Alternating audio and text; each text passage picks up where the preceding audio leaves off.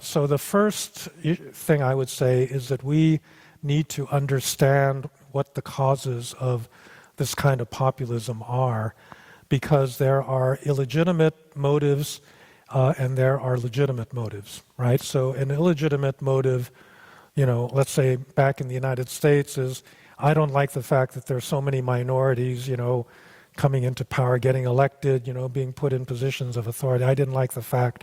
we had a black president, and I want to go back to the country the way it was before all this stuff happened. That's illegitimate.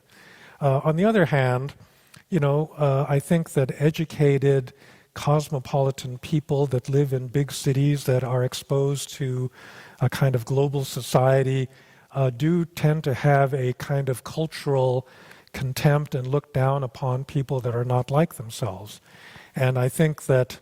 if you look at the yellow vests in France, or a lot of the truckers that launched the protests in Canada, or a lot of Trump supporters, they're not hardcore racists or xenophobes, but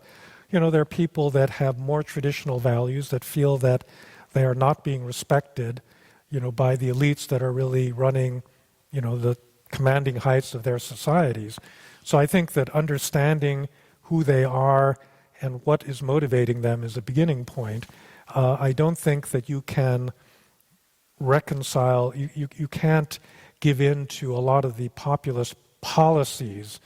that are very destructive, but if you have a better understanding of why people are upset, then maybe you can make adjustments in your policies that